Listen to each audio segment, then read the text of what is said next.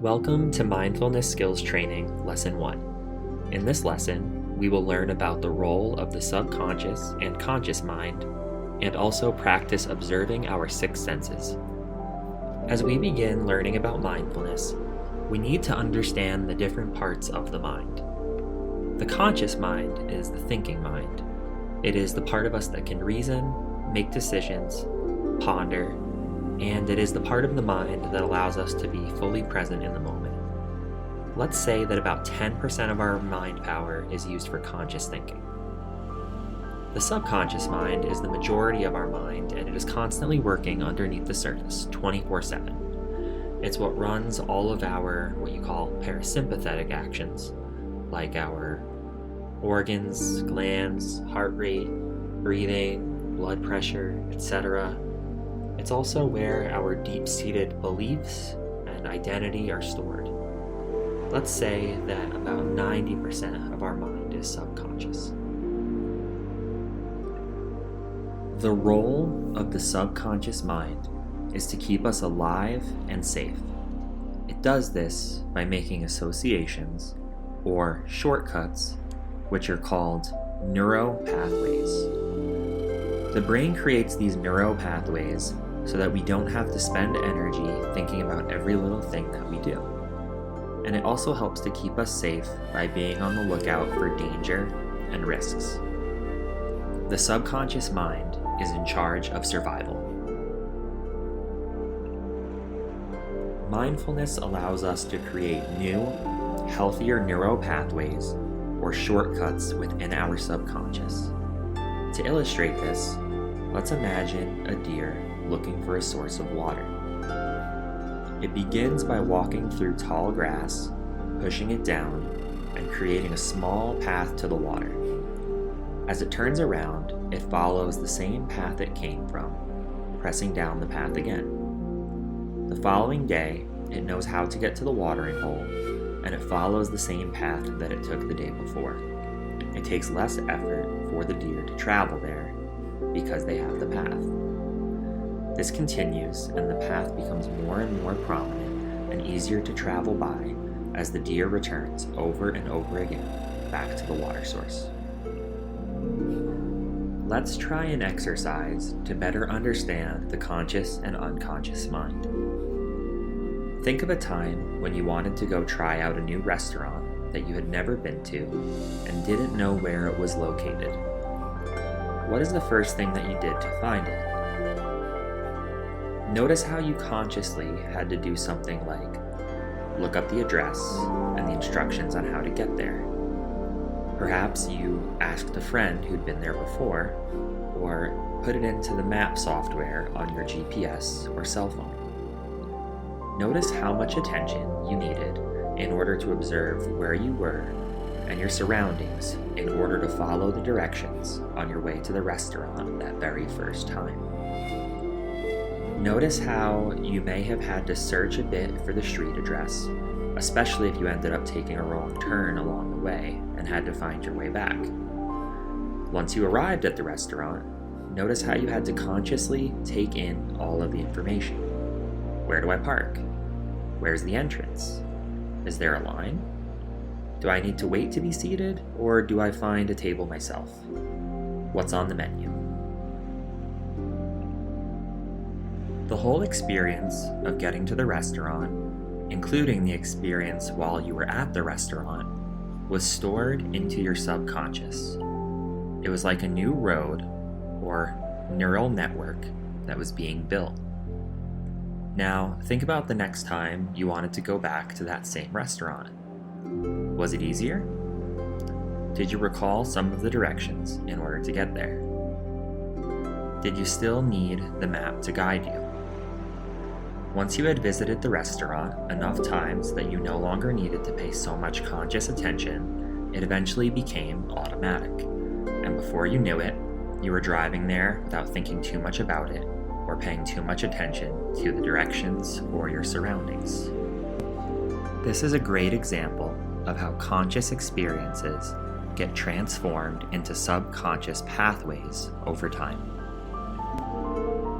The subconscious is constantly taking in all of the information around us using our six senses: sight, smell, taste, touch, hear, and feel. It filters all that information through the lens of our experience and perceptions. Most of the time, we are not consciously aware of this, but our subconscious is constantly filtering information in order to keep us safe. Our intuition and emotions, which we will call our sixth sense, provide us with a lot of important information. By becoming aware of how our feelings are impacting us, we can use that as a very important mindfulness tool that we will be exercising throughout each of these 7 lessons. Let's prepare to observe our 6 senses by taking some deep breaths to ground our bodies. Follow the circle by breathing in as it grows larger and breathing out as it becomes smaller.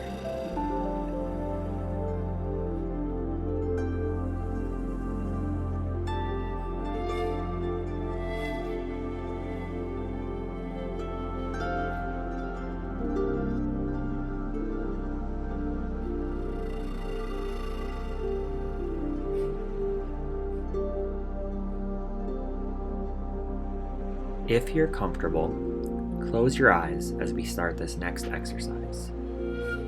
Notice, what sounds do you hear around you? Now, turn your attention to your body. How does it feel? Are you comfortable? Is anywhere tight or tense? Does it feel warm or cold? Is your breathing deep or shallow? Imagine tasting a piece of lemon. Notice how your brain is aware of this sensation. Imagine it. Is it enjoyable? Now, pay attention to what you feel or sense around you. Are you aware of the objects around you in the room?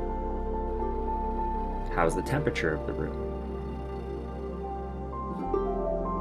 Think back to a time when you walked into your home and recognized that someone else was there even before you were able to see them. Or think about a time when you walked in on a conversation and you didn't hear the beginning of it, but you could pick up on the feeling of the conversation. When we are young, we start creating our first maps or neural pathways to help us understand the world.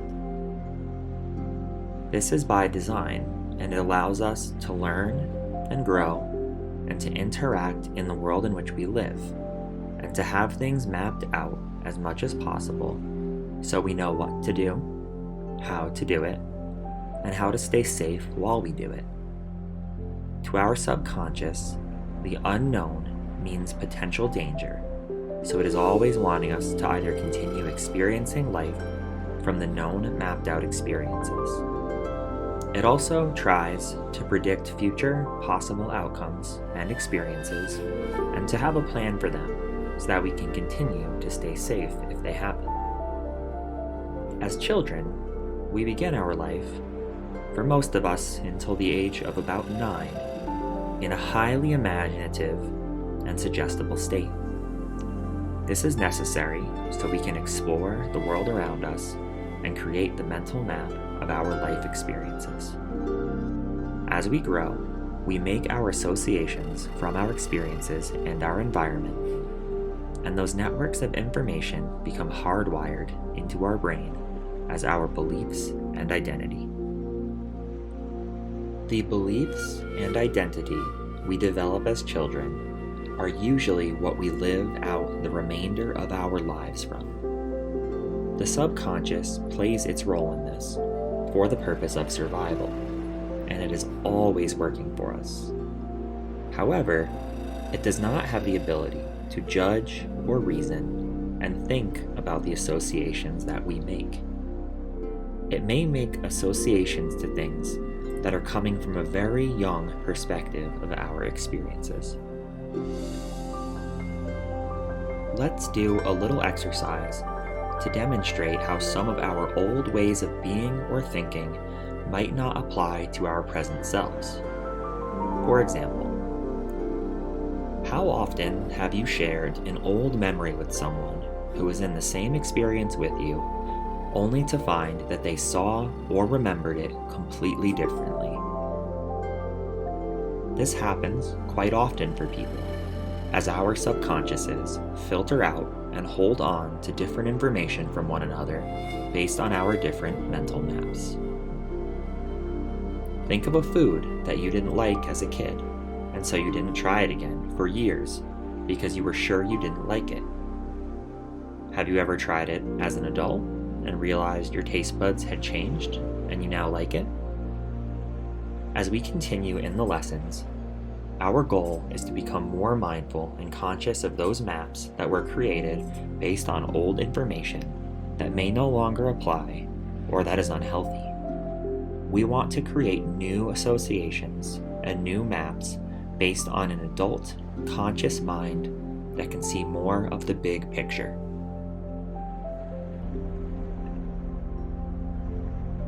Take some time over the next few days to become more aware on how much you run your life on autopilot and how much you are conscious of. Try setting an alarm on your phone that it will go off 3 times a day to practice being mindful in that moment.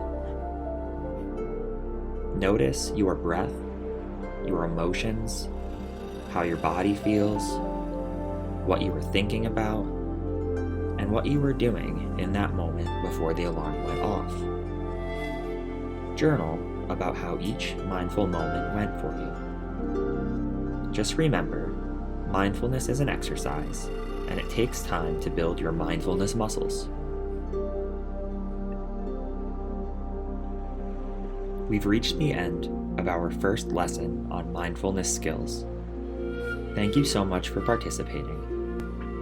We'll see you for the next lesson.